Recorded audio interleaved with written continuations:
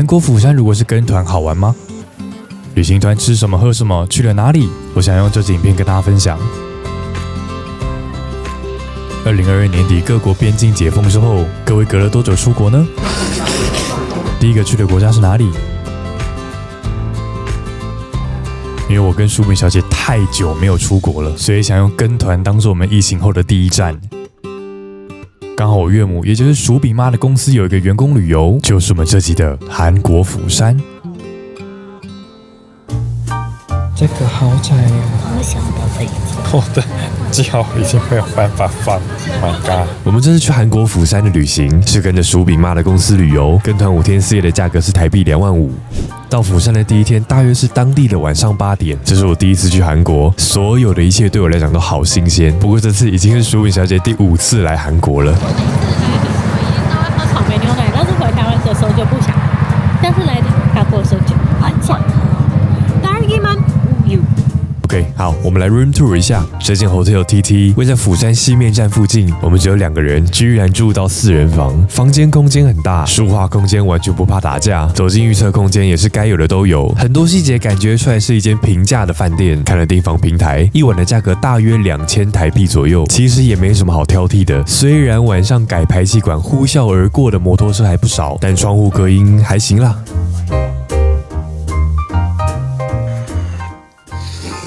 这是我最近吃过最好吃的泡面。我吃。韩国的辛拉面比较香。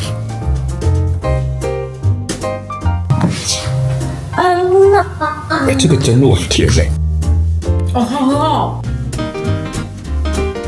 第2天早上8点集合，8点半出发，前往长生埔金鱼文化村。紧邻釜山的玉山广域市，在5、60年代曾有特殊的捕鲸文化，而长生埔金鱼文化村复刻了当年的街景，也还原了玉山特别的文化记忆。整个文化村还蛮舒服的，有复古的场景，很好拍照，甚至有怀旧的衣服可以租借。只是因为是跟团，只停留1小时，有一点赶。主要就是心情 nice， 心情 nice， 光 nice， 气温跟这个湿度 nice。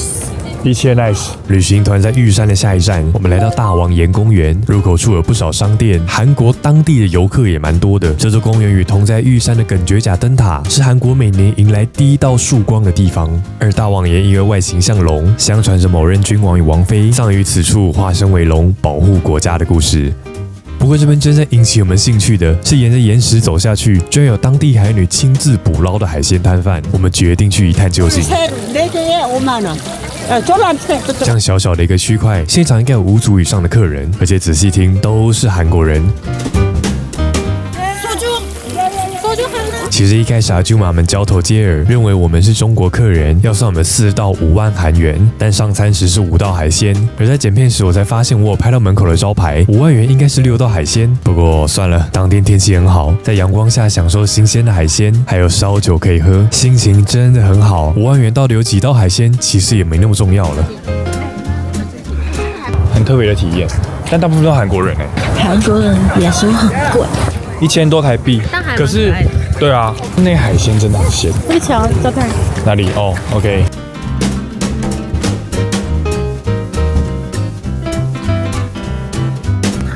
来，给你主持。大家好，我们现在在釜山大王岩，就是一个很大的石头，在一个海上。我们现在要去吃午餐了，马铃薯猪骨汤。你是谁？我是。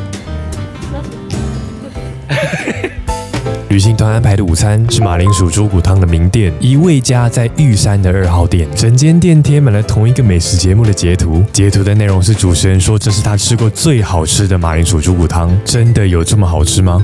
总店在首尔淑明女子大学站附近，就是靠这道马铃薯猪骨汤打入韩国各地，成为连锁店。每个人桌子前面都有一个小炭炉，让猪骨汤保持在最烫的状态。辣度我觉得是台湾人的小辣跟中辣之间，汤头的咸度适中。我是汤控，我可以一直喝这个汤，有微微的猪骨和马铃薯的香气，排骨炖的软烂，筷子一夹就能骨肉分离。吃的差不多，再下一包拉面，撒一点点紫苏籽粉，粉有点咸，但拌着面吃超赞。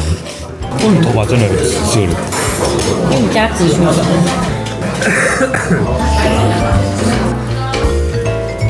这是哪里？不知道。跟团就是这样，有时候自己来到哪里都不知道。吃完猪骨汤，旅行团来到了玉山的太和江国家庭园。太和江曾经因为工业化、河川污染长期荒废，在近20年的大规模河川整顿，并指定为国家庭园，才有了现在的风貌。不过因为旅行团时间的关系，下车晃了一圈，就准备前往下一个景点。接着来到的就是刚刚有提到的耿觉甲灯塔，这边除了日出，还有一个打卡点是超大的油桶，不过人真的太多。就在我跟淑敏小姐闲晃的时候，看到另一侧的晚霞比这个油桶美太多了，所以我们拿起相机拍了几张。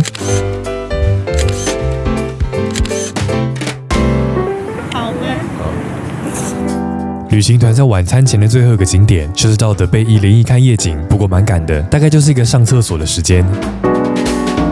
晚餐被带来吃到饱的烤肉，这件荒谬的生肉是首尔明洞跟弘大的名店，我记得标价是1人约1万多韩元，小菜、猪肉、白饭就可以无限吃到饱，酒水另算，所以可以算是非常平价的烤肉店，甚至可以说是便宜了。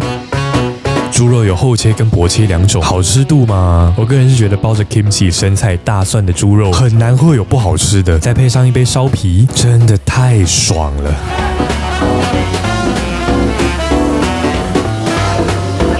如果真的要挑剔，应该是店内的通风不良，因为吃完会满身油烟味。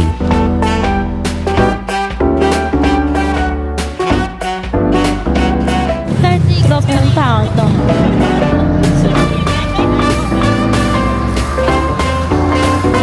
我觉得比橘子好吃。我觉得番茄的最好，就是三合夜市配的，我才有意见。OK。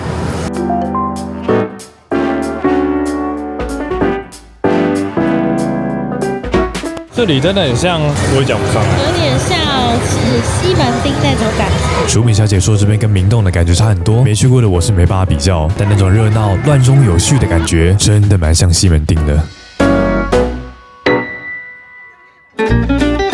雷沙刚跟团第3天的心得就是，跟团也是蛮累的。OK， 我们要去搭海岸列车。我昨天在 Olivia 买了新口红。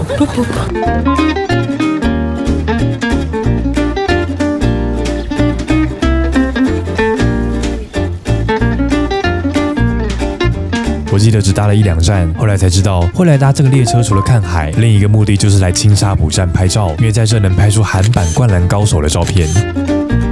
不过因为绿灯短，车流量又大，我们只拍了几张就放弃了，改去旁边另外一个更安全的角落拍了几张照纪念。下一站是我这趟最喜欢的行程之一，不只是因为东西好吃，也是非常值得参观与参拜的景点。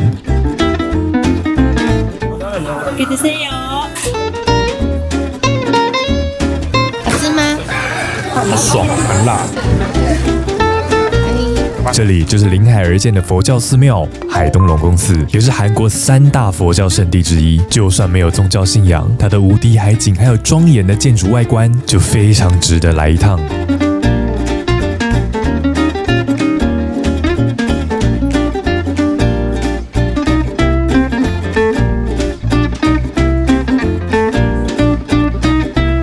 你觉得我丢得到吗？可以。寺庙尾的这间石锅拌饭店是我这趟的米其林推荐之一，不过是个人参1只鸡。鸡肉炖的骨肉分离，人参味也恰到好处，冷冷的冬天来一碗，配着人参酒一起喝，非常幸福。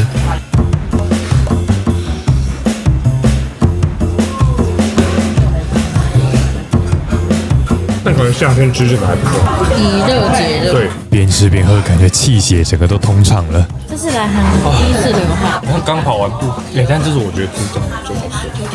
我也觉得。喝那个人参酒 ，Oh my god！ 这里还有一杯。你没喝过？我喝一口。开始了。旅行团下一站来到松岛沙滩搭缆车，一路上的风景真的很漂亮。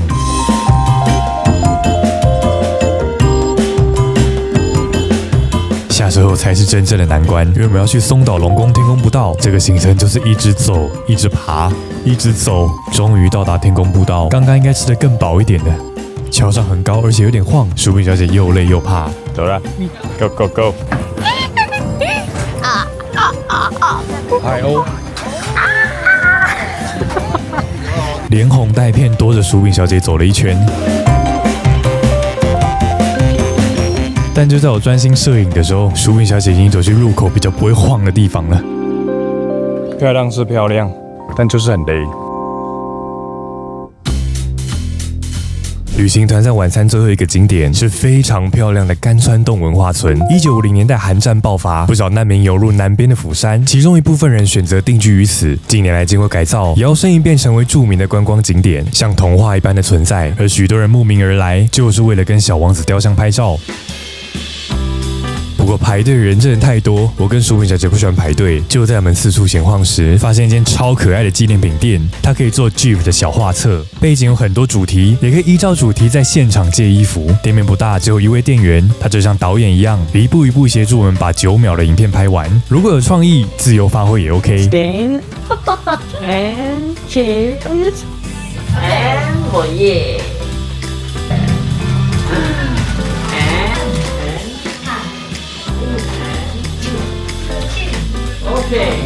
不用怕 NG， 可以一直重拍到满意为止。OK。冲洗时间大概5分钟。Thank you。감사합니다。怎么样？是不是超可爱的？很可爱。这件比小王子还好。晚餐时间，旅行团来到这间长脚蟹吃到饱餐厅。今日晚餐，在开课长脚蟹之前，有些海鲜冷盘可以先吃。太嗨了，非常给哦。这个吃完冷盘，就是重头戏长脚蟹。蟹肉好剥，大块又 juicy， 吃的真的很爽。配着烧酒一起喝，天哪！第一轮，店员会先收走你1份螃蟹的蟹壳，就是为了给你这份蟹膏炒饭。好吃。口味上我觉得蛮赞的，主要是蟹膏跟海苔的味道，配着 kimchi 一起吃，更能增添风味。我觉得炒饭还蛮画龙点睛的，不然整餐都是海鲜，可能会稍嫌单调。墙上的标价1人是3.9万，各位会有兴趣吗？第3天结束，我们该喝2瓶烧酒。我喝3杯。这个气温喝烧酒真的很赞。旅行团的倒数第2天，早上起来超级不舒服，不知道是长脚蟹吃太多还是宿醉，真的没办法，只好脱队一下下。我还喝了这个解酒液，还有这个蜂蜜原生，很特别。안녕하세요。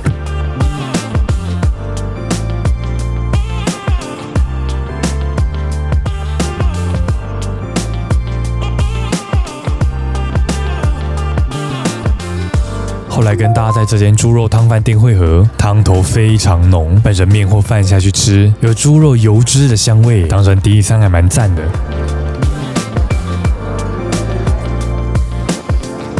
黑温 day。来吃这间汤饭的目的，其实是来逛旁边的传统市场。好像是这条哦。这里到了海云台传统市场，白天开到晚上，有各式各样的美食餐厅与生活杂货。终于吃到一直很想吃的血肠，他们主要是卖饭卷。血肠的味道虽然血味有点重，但我还蛮喜欢的。很好吃。可以挖哦。这样一整个套餐，还有鱼板跟辣炒年糕，价格是2.3万，非常的俗。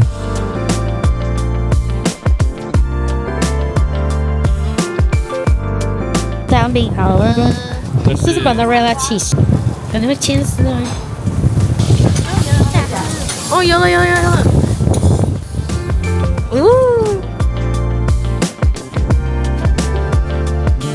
甜爆了吧？很甜，但蛮好吃的。它这个蜂巢很特别，应该是水喝太少，我啉酒。它又冷了，对啊，爬来爬去的，平常没有在运动。晚餐前的最后一个景点是 Malak the Market， 里面有餐厅、咖啡厅，各类吃的逛的，算是一个结合文创跟百货的景点。漂亮，你好像很讨厌的老师。几个美，美达美。不过因为旅行团的时间没有很充裕，我们买了杯 Starbucks， 坐在景观楼梯区，看着夕阳斜斜洒在广安大桥上，享受短暂的放松。Via only。Korea only， 这是草莓优格新冰乐。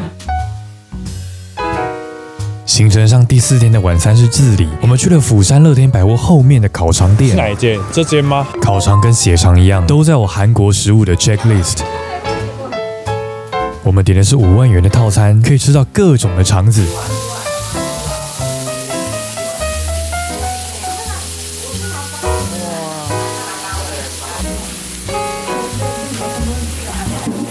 其实我根本分不清楚，到底谁是牛肠还是猪肠，谁是大肠谁是小肠。但算了，因为每一种都吃起来油滋滋、超级香的，完全就是我这趟的第2间米其林推荐。配着酸辣清爽的水泡在一起吃，可以中和掉它的油腻。在最后啊，老板娘还招待了我们拳头饭团，一人一个，不多也不少，满足的结束这回合。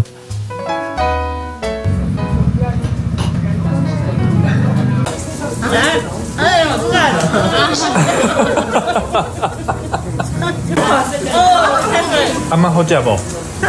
晚餐只吃烤肠怎么会够？去 CU 买了一些宵夜，享受最后一碗。觉得韩国的辛拉面好吃很多耶，也不到很多了，就是更好吃，多一个味道。有个肉香。我们真的一直在吃。我觉得如果不是跟团，我们会吃的更夸张。如果是我们2个自助型的话，吃饱。我们大概一整天会有8个吃的行程，然后1个景点或没有景点。因为行程吃完跟行程中间，我都一直在吃饼干。这几天吃下来，你觉得什么最好吃？可能是人参鸡耶。我选刚刚那个烤肠。哦，对了，刚才是烤肠，那烤肠真的好好吃，好肥哦，但好香哦，因为它烤的爽，然后它的杏鲍菇跟马铃薯都好好吃哦。它烤的微焦 ，Oh my god！ 明天我们中午要去吃炸酱面跟生章鱼，台湾的东西还是最好吃。大家觉得呢？明天见。第5天的第1站，168阶梯。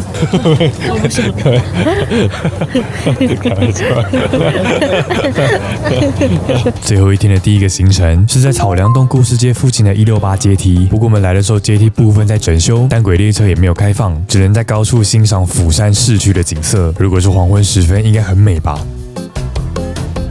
在阶梯旁有一个景观咖啡厅，因为当下导游没有说集合时间，所以我们想说内用一杯咖啡再走，但才拍一个限动的时间，转过头发现外面都没人了，只好匆匆改成外带离开那间咖啡厅。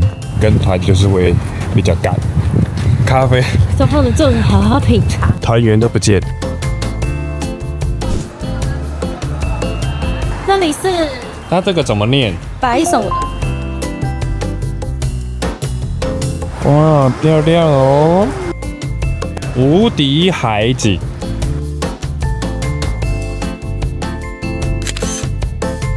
这应该算最后一个行程，釜山的南浦洞商圈也是著名的电影街，占地很大，有餐厅有摊贩，散布在大街小巷之中。我们要吃炸酱面。炸酱面。这间是韩国厨师白中原的香港饭店，上韩式的中华料理。要吃什么？我要吃炸酱面。要吃炸酱面。我就想吃海鲜辣酱面。张榜香港饭店是韩国的连锁店，白老师监制，所以味道不会差到哪里去。但因为到处都有，就不详细介绍了。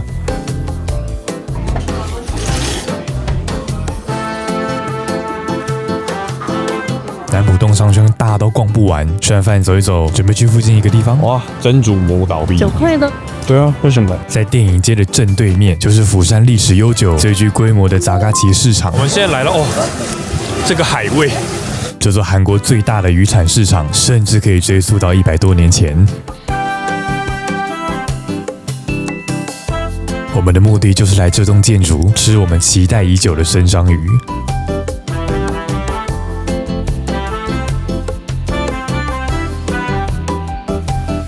我们来到2楼餐厅区，找了一间有卖生章鱼的，就是这一盘，看上去真是乱恐怖的。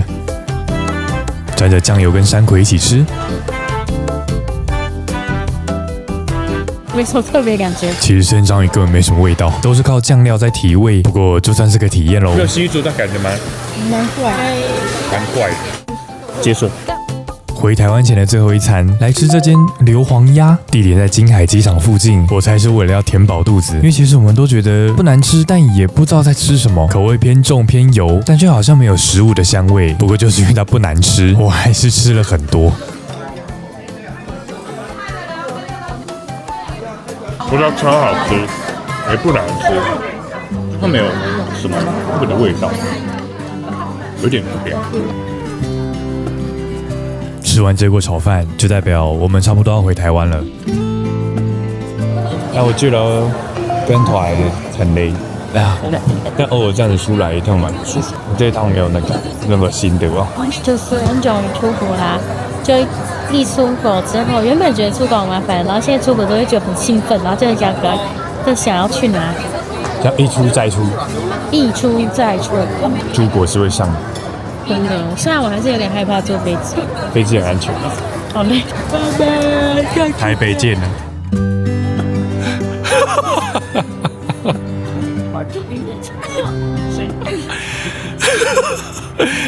你干嘛那个表情？你干嘛要那个表情？那你声音干嘛跟着变？我没有变啊！我没有变啊！我真的我声音有变？有啊，眉毛调很高。